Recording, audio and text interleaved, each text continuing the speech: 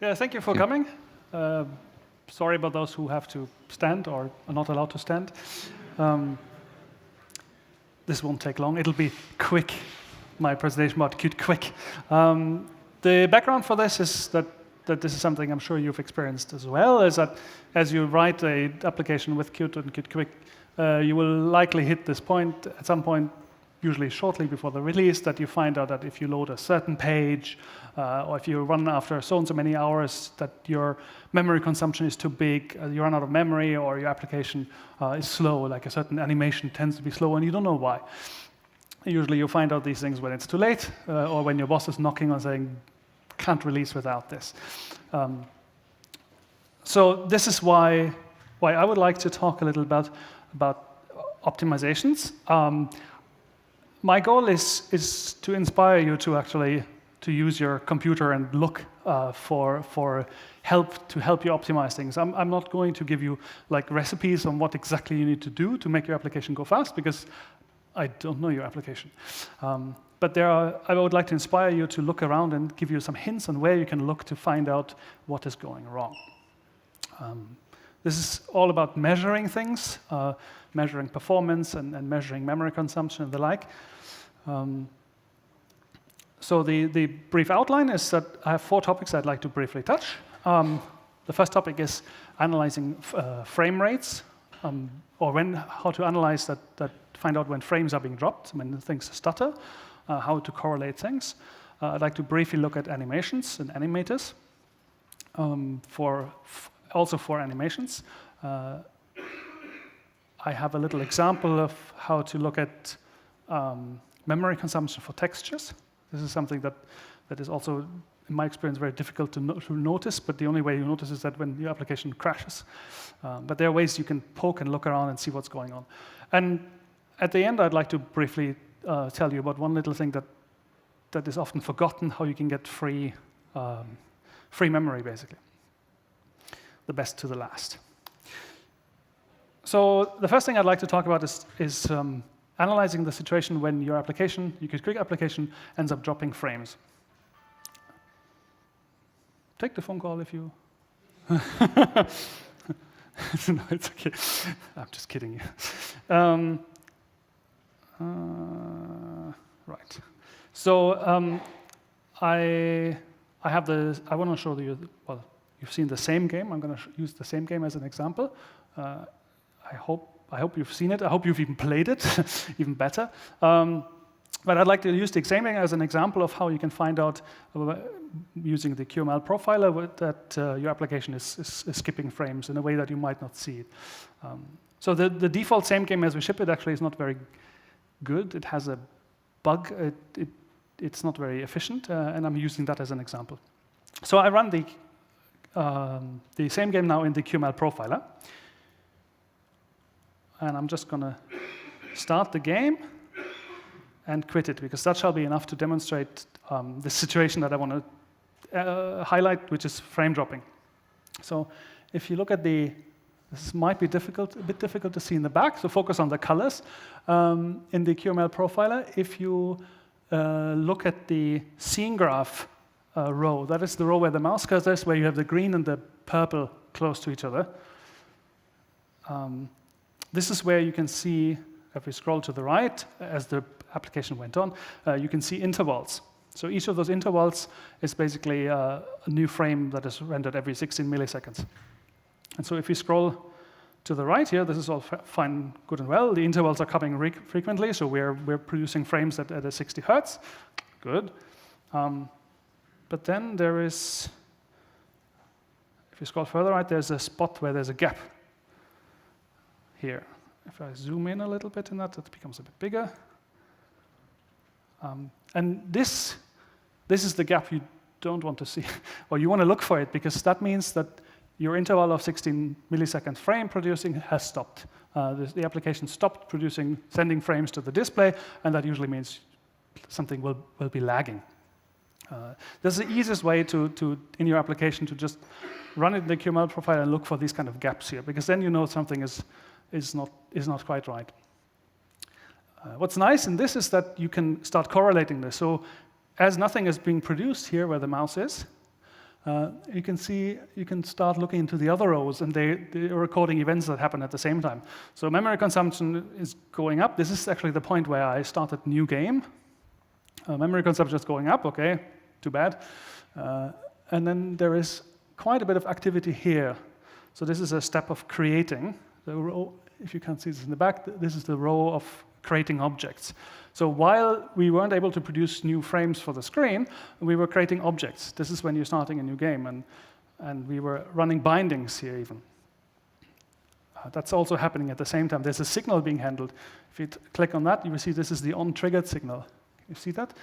So on-triggered is when I pressed new game. So when I pressed new game, that's when we started handling the signal. That's when we stopped producing frames. That's when our application became visually choppy. It's hard to see, but we can measure it. The tools tell us that we've lost something on the way. This is not a very dramatic example as such, but in a more serious application, you would still see that. So to show you the difference is that Ulf, who wrote also this profiler, he made a fix for this problem. I'm going to show you just the effect of how that looks like if I apply his magic patch that fixes the performance problems. If I run this again in the profiler,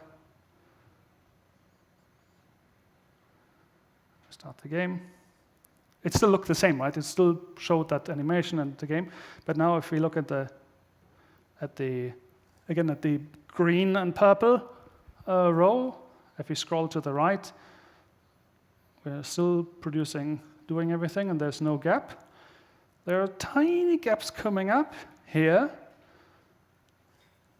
but they still fit within the 16 milliseconds. So there's a small gap, but those are not dropping any frames. And this is when we started the new game, in fact. So what used to be a completely empty space is now filled with activity, where the scene graph is still producing frames. And if we scroll down, we can see that what used to be this one collapsed block of creating objects, those little tiles that you play, this is now broken into small pieces, and they're being done step by step in a delayed way. And so this was broken up, the work. But the consequence is that we are now fluently sending frames to the display, and you can see this by looking at the profiler output.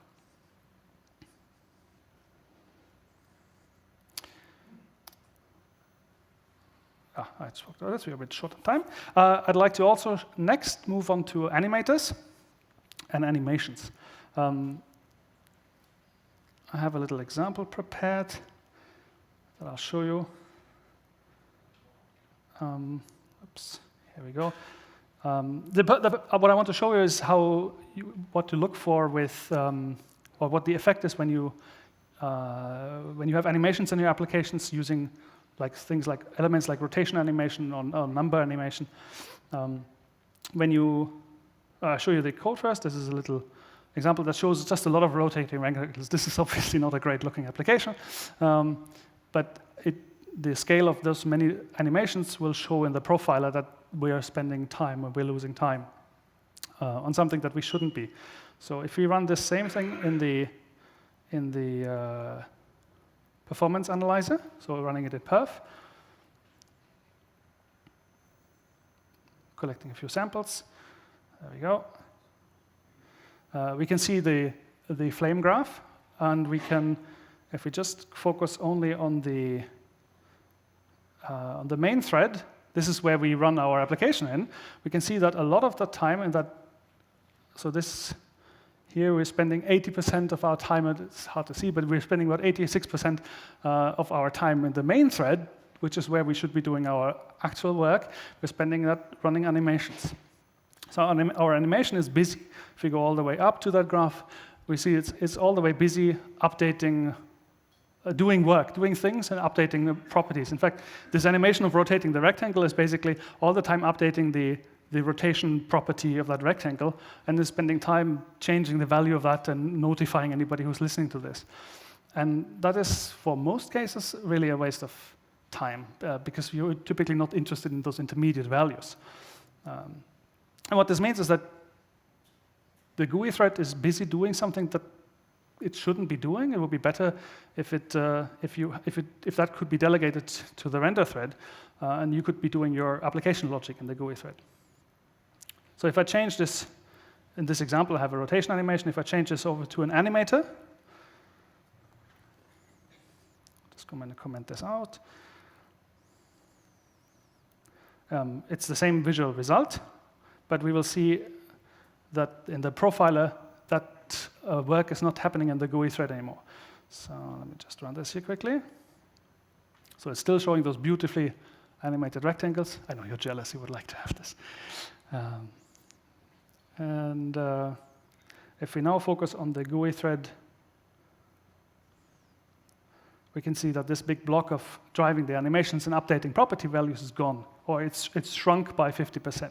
So now it's spending 40% of the total measure time in updating timers instead of 80%. So this, I hope you could see that when you should look in your Qt application when you use animations, look for those. You can literally grab in the source code for animation classes. So a number animation that's alike, and see if you can replace those with animators, X animator, Y animator, scale animator, etc. And then you can measure afterwards. You can see this right in the profiler that this will help you free up time in the GUI thread that you can then use for your application, or for your application logic. The caveat of doing this is that you will not see intermediate values, right? So if you move an element from here to here, and as an animation, you will not, in your code, in your bindings, you will not see those intermediate X values. Instead, it'll show up as here and then here, even though on the screen it moved in between. That's a caveat, but often you don't really need that. If you really need this, then you go back to the GUI-driven animation, but you don't really have to. And most of the time, you don't have to.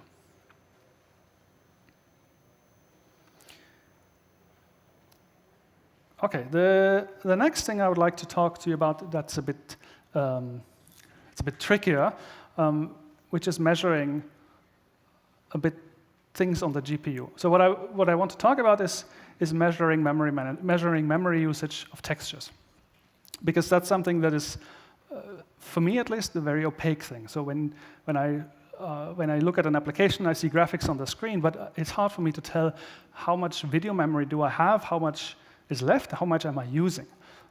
The only time I notice that something is wrong is when I use too much and the application crashes, for example. Especially when you have a multi-process setup, you don't even know which one. And this is something that is very opaque, but as it turns out, at least I dug a little bit myself, is that a lot of the OpenGL drivers, or not the drivers themselves, but the infrastructure around it, gives you ways of finding out what's really going on there. So, for example, I have an Intel GPU in here on this laptop. That's what I'm using, and that is using the Mesa stack, and it's using Linux built-in Linux drivers for showing textures. I prepared a little example. I'll show that first.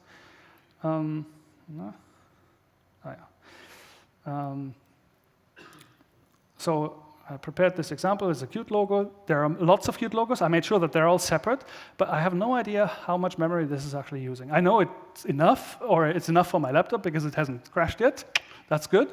But I have no idea how efficient this is. And so what I found out, for example, for Intel, is that there is in the file system, as a developer, you can actually find out what this is. They have a beautiful file in the sys file system. So I'll leave this running in the background here. Go over to my terminal. Where is it? Here. So I don't know if you can see this.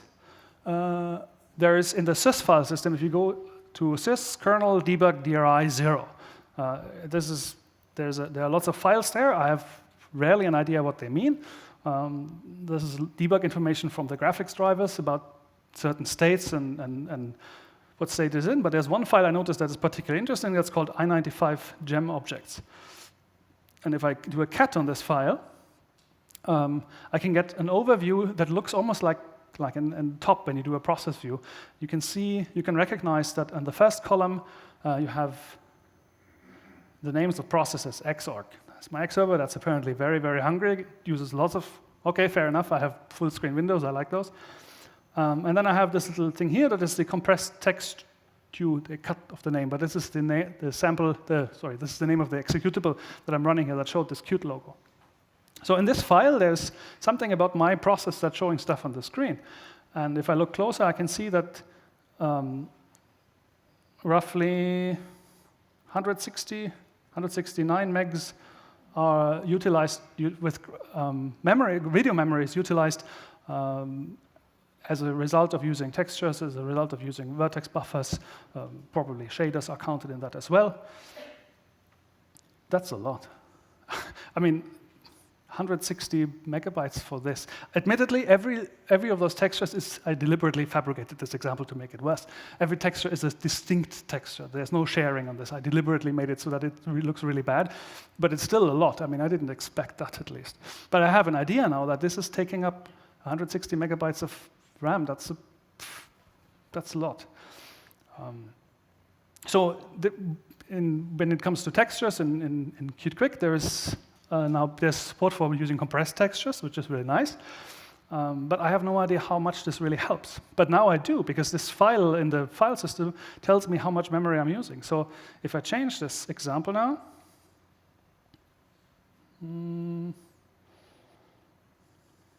yes. So this is you can see there's a big grid, there's a repeater in it. I repeat 500 times this Qt logo, and I'm running an animation to make it pulsate, because it looks cool. But here I have my JPEG file that I specify as the source. So I have about 500 JPEGs. I have prepared next to the JPEGs a compressed texture format as an etc1 texture.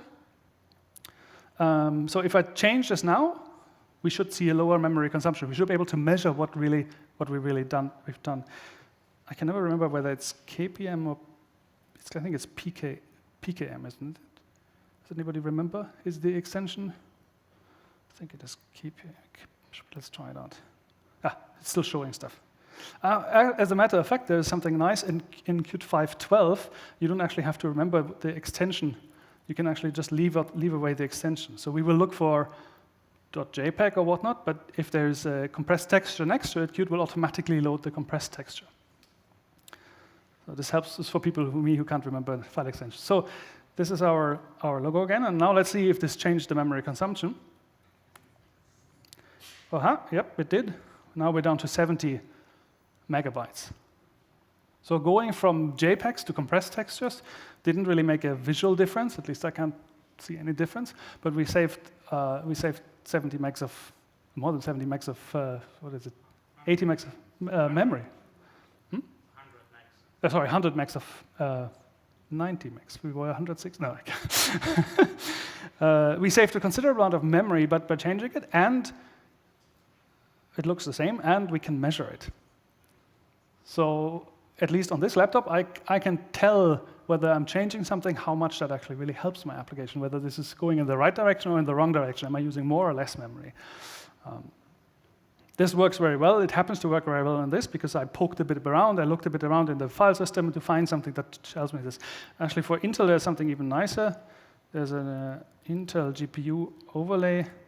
It's like a little application. This is very difficult to see on this screen, unfortunately, but this is like a top-like graphical application that shows you the memory consumption in very, very hard. So I'm sorry, you can't see this, but maybe if I show this, you can see that there's a graph in the top left corner. There's a graph going up. So this not only shows you the memory consumption in very, very small text, but it also shows you the different utilizations of different units, like for processing vertex shaders and fragment shaders and the like. Now, this is quite sort of specific happens to be specific for the Intel driver. But that's not really the point. The point is that if you poke a bit around, whatever you're using, you can likely find something. I first ran into this problem actually when I was debugging a custom application that was using a Mali GPU. And that's where I poked it. I was so frustrated. I ran out of video memory. I didn't know how to measure whether this worked and how much we were actually using. So I poked it around. That's where I found, like, for example, on a Mali, you can find in the syskernel debug Mali, the subdirectory, you can find a file called GPU memory. It's kind of an obvious name. And it gives you a very similar view to what you saw earlier. And there are similar for the Intel driver. I found this one. I'm pretty sure you can find similar information for the Vivante and other GPUs, if you're running Linux at least. So I want to encourage you to take a close look. For Intel, there's, like I said, there's Intel GPU overlay, there's an Intel GPU top, there's quite a bit of tooling. If you happen to use Mesa with a Gallium-supported driver, so like maybe even the VC4 and a Raspberry Pi or so, there's a beautiful environment variable that you can set. It's called Gallium HUD, a heads-up display, that will automatically blend an overlay into your Qt application or OpenGL application that will show you also detailed statistics and detailed analysis about how much memory your application is using, graphics memory is using, and what sort of utilization you have. But I really want to encourage you to look around. If you dig close enough, you can find something. I'm pretty sure you can find something that gives you information. I would really like this actually to be built into Qt Creator, so that's a separate story, but until we've done that. But I'd like Creator to actually find out, like, okay, we're running on a Mali.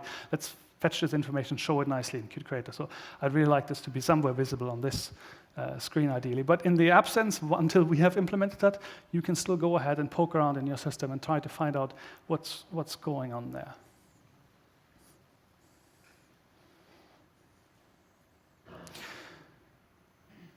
The last thing I wanted to talk about is something that I think not many people, at least I know, are using, but it's kind of free, which is a simple technique how to shrink your programs.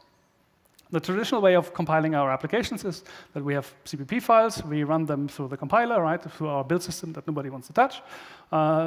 We know that there is an object file created, and at the end, those object files are linked together into your application. Typically, that's what we can run, and then we can see beautifully rotating rectangles and Qt logos. And a less used technique, but nowadays working quite well in compilers, is called link time code generation. And the basic idea with link time code generation is, apart from the fact that it gives a really cryptic abbreviation, it delays this compilation that we traditionally have in object files. And what happens is that you have C++ files, and they are translated into a non-textual format, into a compiler-specific intermediate representation, but the compiler doesn't do any optimizations on it yet. Instead, it's delaying that all the way until the end when we're linking everything together, when we're creating our application executable. That's when the compiler will actually start generating code for ARM, code for MIPS, code for whatever your target platform is in your target environment. And by doing this at the very end, everything will take a little longer.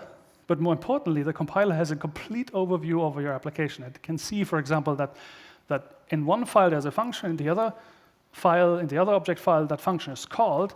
But at this point, I can actually see that this is the only place where this function is called. So the compiler could actually inline this function, move it to the call side, and save itself the instructions for calling that other function, and save a little bit of space. And those are things that are only possible when you have an overview of the entire whole program. And this can save quite a bit of binary size, but the consequence is that it makes development slower. So this is only something for your release builds. This is something when you make the final build for your release, for your deployment, because it takes a lot longer. But the consequence is that you get programs that are smaller. Effectively, the compiler can generate better code, can usually create smaller code, and a smaller binary means that it takes less time for the system to load your binary into memory, which means you get faster startup. You also utilize less memory because there's less pages to load into memory as well, because you need less code for it. So you also save memory. This is a win-win situation. It really is. The losing part is that it takes longer. The good thing is with Qt, we have this built in. It's really easy. You need to pass 5 additional letters and 1 space to Qt's configure, which is the LTCG parameter. You pass that once to Qt configure, and that's basically it. After that, we will test if your compiler supports link time code generation. Most of them do. Visual Studio supports it. GCC supports it for a long time now. Clang supports it as well. You get the greatest benefit if you are in the luxurious situation of using static linking, because that's when the compiler, or the linker in this case, can really see everything. But even when you use it with dynamic builds of Qt, the link time code generation can be delayed to the shared library or DLL creation. But even within shared libraries, you can generate better code. This works also particularly well if you're using the QtQuick compiler, because that generates C++ code, which can be also linked together. So it's a good combination, at least we've seen. To give you a number, I looked at the QtQuick controls to gallery example that contains all of QtQuick controls and has everything to show in there.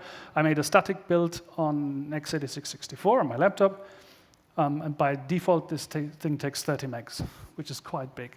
And literally all I did is just add those 5 letters to the qtconfigure line, and it suddenly took only 26 megs. That's free memory for me.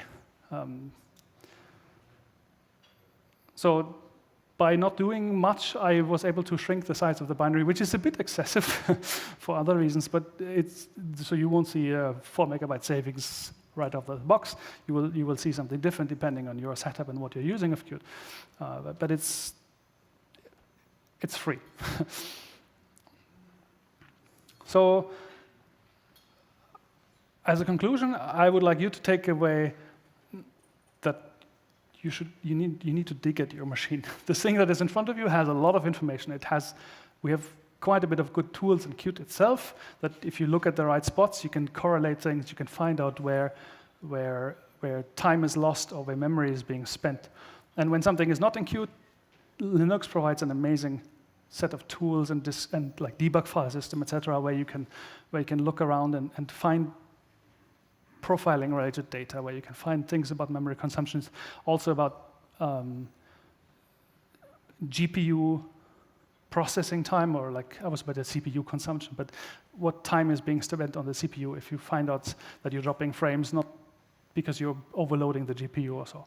So dig in there, look around, and we will also do so, and hopefully we'll add more of those things to Qt itself so that Qt can present you that inside information. But there is a lot of stuff that you can find yourself if you look a bit around, and also if you search, of course, on the internet for it. So be curious. Maybe that's the best takeaway. Be curious. So that's my presentation, but we have, I think, time for a bit of questions, if you have questions. Yes, thank you very much, Simon. So, as usual, we have already first question here. Thanks. GCC has a feature called LTO, yes. link time optimization. Is it the same what you were talking about? Or thank you for asking the question. So what I call link time code generation is called in GCC LTO, link time optimizer, but it's precisely the same thing. So LTO and LTCG are both cryptical abbreviations for the same thing. Doing optimizations, do we have to consider different platforms separately, or usually it works on all of them?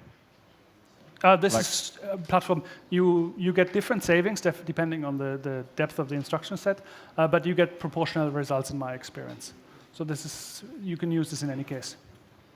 Do you still benefit from replacing animations with animators on the non-threaded render loops, or? Whether it makes sense to replace animations with animators even when you use a single-threaded render loop, yes, because if you're not interested in the intermediate values of this interpolation, well, you can save yourself that time. So it's still a good idea to do this in any case. And even when you use a single-threaded render loop, your profile looks a bit differently, but you should still be able to see that reduction of time being spent in the GUI thread. And what about the software adaptation for the scene graph? Is it also playing well with that, or just for the hardware platforms? Oh, you're wondering whether this also makes sense for the software renderer for the scene graph? It also does make sense there. It makes, yeah. You will see a similar effect. Again, a lot of it is about what you see on the GUI side is about those intermediate values that you don't have to spend time on producing, basically. Any further questions? Okay. What was the magic trick, the magic hash for the first thing you did to reduce the object creation? So in the, this is a very short time frame, but the basic idea is that when you in the same game, Somebody's really passionate about the same game. That's really good. If in the same game, the architecture of the same game, I forgot the diagram for it. We create a lot of those blocks, those colorful blocks, right? And they were all created in one go, and literally in one for loop. There's one for loop that creates them in one go, and that instantiates all of the items in one go, and that takes the time. But so the trick, if I understood it correctly, is basically to break this up into smaller, like using a timer, for example. Using a timer to create just a few of those blocks and then create more of the blocks later. Yeah, exactly. You get time for rendering in between, that's right. All right. Further questions? Maybe it's somewhere then? Those tools you mentioned, are they also available on the all platforms? Like the profiler and the memory analyzer? Whether they're available on which platforms? Windows? So the CPU profiler I showed is using perf, and that's only on Linux. And the QML profiler? The QML profiler? The QML profiler works on all platforms throughout. So with the frame analysis and correlating these things, that works on all platforms. The performance analyzer, CPU sampling, is only on Linux-based platforms, but it doesn't matter what architecture really. But the approach of a sampling profiler, like on macOS, you have instruments, so you can run your applications through instruments, and you get a different visualization, but you get the same. You can do the same kind of measurement, basically. And in Visual Studio, you also have a sampling profiler nowadays in 2017 built in that works actually really, really well. So Visual Studio has a built-in profiler that gives you sort of a similar result, and it's using the same technique.